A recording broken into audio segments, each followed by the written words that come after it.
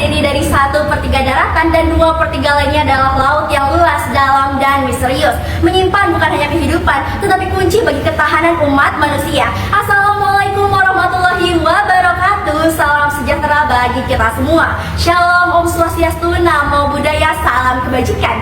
Perkenalkan, kami tim SMK Negeri 1 Bandung bersama saya Haisya Karimah sebagai pembicara pertama, Angel Keisha sebagai pembicara kedua, dan Syahnas Fadila sebagai pembicara ketiga. Dewan juri yang terhormat, laut menyimpan cerita yang tak pernah ditulis oleh tinta tapi dengan gelombang. Kami percaya perubahan permukaan laut di masa lalu bukan hanya kenangan biologis, tapi juga peringatan bahwa setiap pasang dan surut menyimpan pesan tentang kemana arah bumi akan melangkah. Maka dari itu kami memilih subtema 4, yaitu Change in Sea Level History as Key to the Future. Dan untuk pertama kalinya kami menyatakan sikap tegas bahwasannya kami mendukung subtema kali ini dengan didasari oleh 3 argumentasi utama. Argumentasi pertama dilandaskan oleh rumusan masalah yang akan disampaikan oleh saya selaku pembicara pertama. Argumentasi yang kedua yakni berdasarkan data ilmiah, keunggulan strategis pendekatan ini serta membandingkan kondisi ketika data ini diabaikan dan ketika data ini diterapkan dalam kebijakan dan perencanaan yang akan menunjukkan bahwa sejarah permukaan laut bukan hanya catatan geologis, tetapi fondasi untuk membangun prediksi yang presisi dan solusi yang adaptif.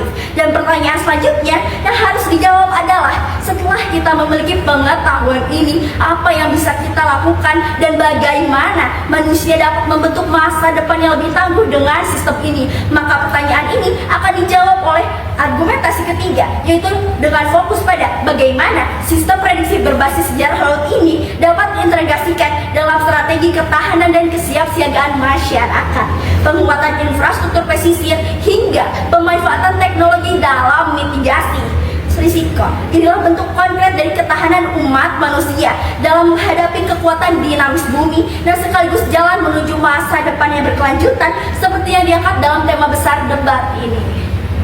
Dewan juri yang terhormat, laut berhak menyimpan sejarah, misteri, dan pola kehidupan umat manusia.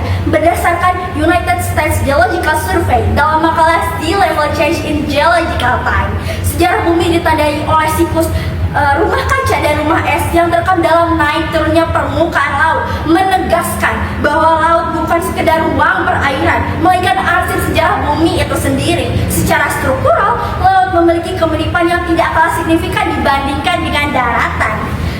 Daratan memiliki gunung, laut pun memiliki gunung bawah laut seperti Vanuatu di Sulawesi Utara. Daratan memiliki lembah, maka laut pun memiliki Palu Mariana yang jauh lebih dalam. Daratan memiliki dataran tinggi, sementara laut memiliki dataran abisal di Samudra Atlantik Utara. Aktivitas tektonik pun tak hanya terjadi di daratan, melainkan juga membentuk hubungan tengah samudra dan palung laut, tempat di mana kerak bumi lahir dan kembali ke mantel bumi. Seperti halnya tanah daratan menyimpan fosil, laut pun memiliki lapisan sedimen yang menyimpan jejak waktu. Dilansir dari Science Direct, sedimen laut adalah endapan partikel seperti batu, tanah, dan sisa organisme yang terakumulasi secara alami tanpa terganggu angin, banjir, atau erosi seperti yang terjadi di daratan. Dewan juri yang terhormat, menurut survei geologi Amerika Serikat, lautan menutupi lebih dari 70% permukaan bumi. Sementara jurnal analisis dan klasifikasi sedimen permukaan dasar laut menyatakan bahwa lapisan dasar laut menyimpan data yang stabil dan utuh, menjadikannya penyimpan waktu paling setia. Setiap partikel sedimen mengendap sesuai waktu dan membentuk lapisan-lapisan sejarah yang rapi, sistematis, dan stabil.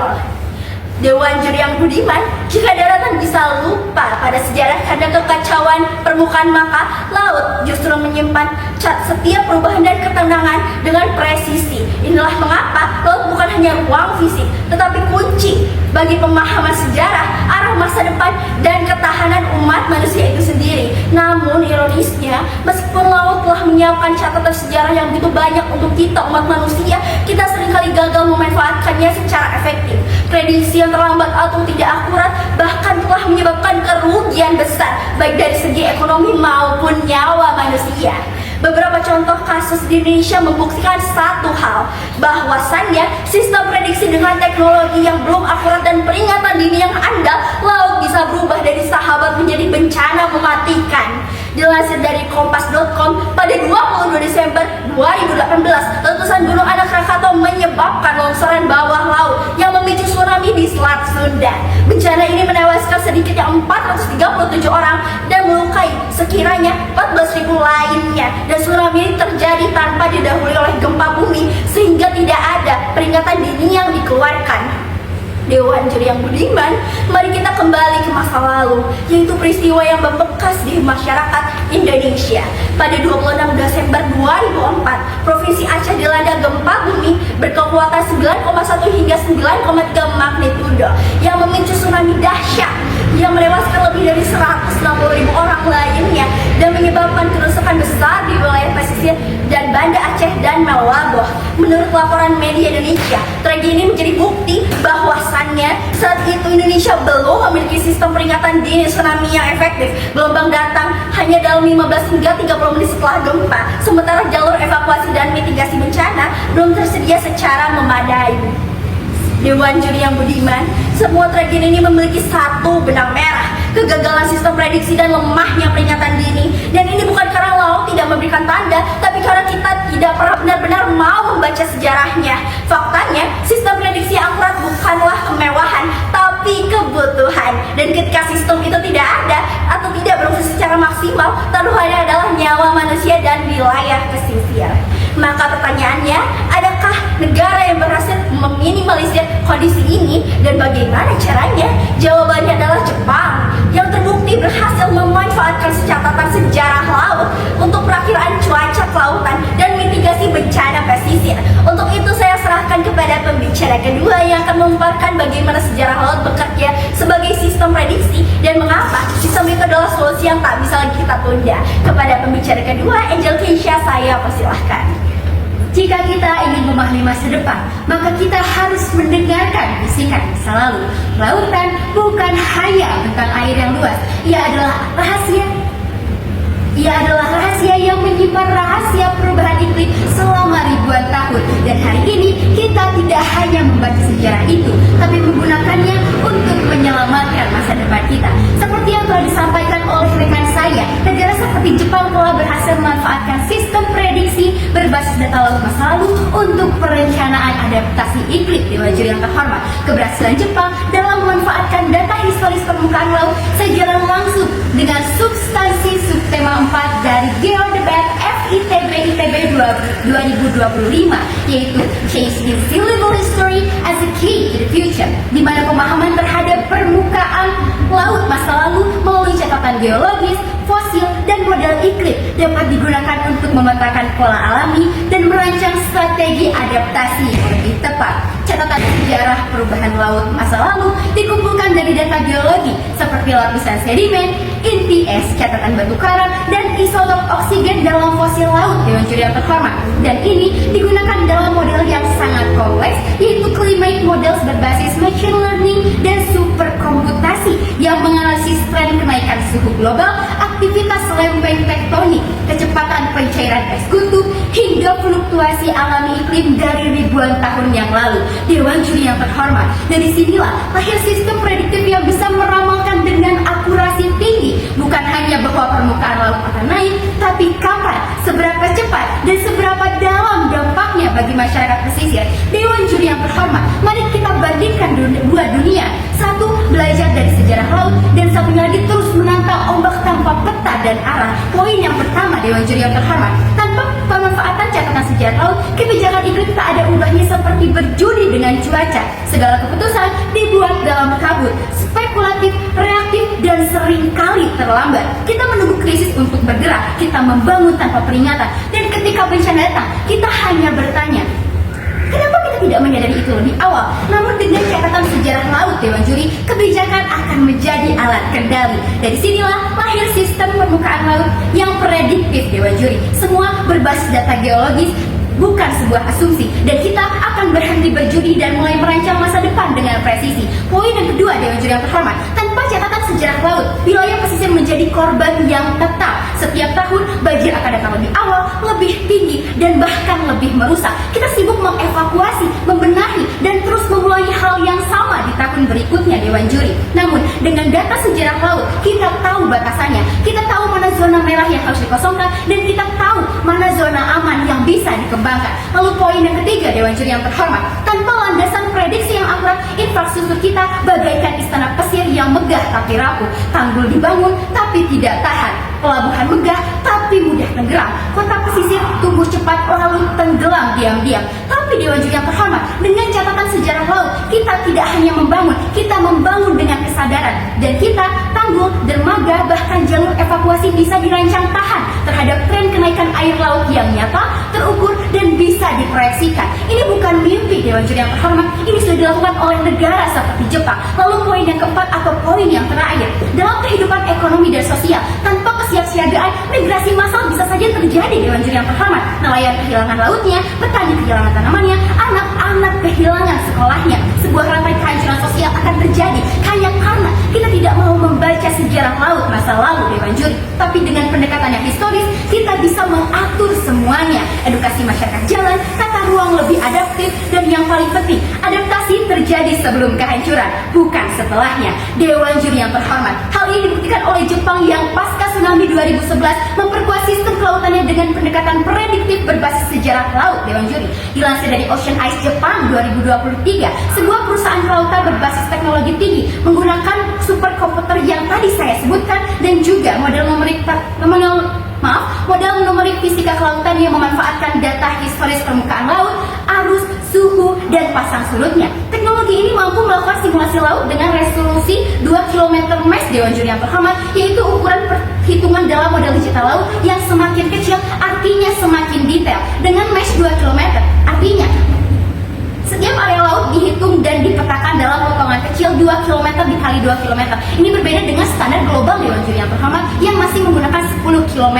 Hasilnya, Jepang mampu menghasilkan prediksi yang sangat detail terkait potensi gelombang besar, jalur arus laut, hingga serta wilayah yang paling terdampak oleh perubahan laut itu sendiri. Lalu Dewan Juri yang terhormat, menurut Japan Meteorological Agency atau JMA 2022, Jepang mengoperasikan lebih dari 62 observatorium laut, mengumpulkan data suhu laut, ketinggian gelombang, dan arus pasang setiap hari yang kemudian ini digunakan dalam perakiraan cuaca kelautan dan mitigasi bencana pesisir. Dewan Juri yang terhormat, dan ini adalah contoh nyata bahwa memahami masa lalu bukan tentang sejarah, tapi tentang membangun sistem peringatan, kebijakan ruang pesisir, dan ketahanan iklim secara terukur. Jepang membuktikan bahwa ketika data historis laut disandingkan dengan teknologi prediksi yang modern, kita tidak hanya mengetahui kapan laut akan naik, tapi kita bisa mempersiapkan diri sebelum ia datang. Dewan Juri, kita lebih sering reaktif daripada reflektif. Kita biarkan air naik lalu terburu-buru menyusun rencana. Padahal sejarah laut telah berbicara ribuan tahun lalu, tapi kita mendengarkannya hanya ketika bencana itu datang menggedor pintu. Namun, bagaimana dengan negara-negara yang belum menerapkan potensi luar biasa dari catatan sejarah laut ini? Akankah kita lagi-lagi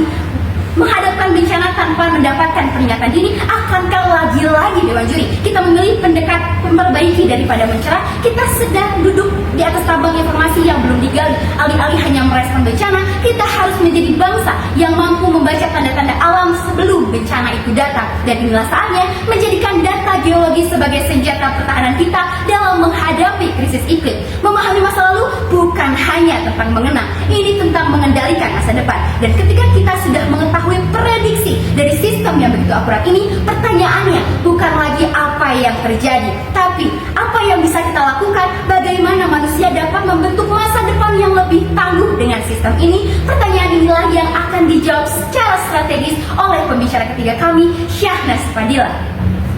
Kita perlu mengubah cara pandang kita bahwa memahami laut bukan hanya tugas akademisi, bukan hanya tugas para nelayan, bukan hanya tugas pemerintahan. Memahami sejarah laut adalah tanggung jawab kolektif, karena laut menyimpan lebih dari sekedar ombak. Ia menyimpan arah masa depan. Dewan Juri yang terhormat, pembicara pertama kami telah membuka wawasan bahwa laut bukan hanya sekedar ruang perairan, melainkan penyimpan sejarah, pengatur iklim, serta sumber kehidupan. Dan kami menegaskan di sini bahwa laut menyimpan catatan geologis masa lalu yang sangat berharga untuk memahami arah perubahan bumi. Selanjutnya, pembicara kedua kami pun telah menjelaskan lebih dalam tentang argumentasi tersebut dengan menunjukkan bahwa catatan sejarah laut atau sejarah naik turunnya permukaan laut dalam sistem prediksi ilmiah yang terbukti mampu memberikan peringatan terhadap bencana yang lebih adaptif dan juga presisi.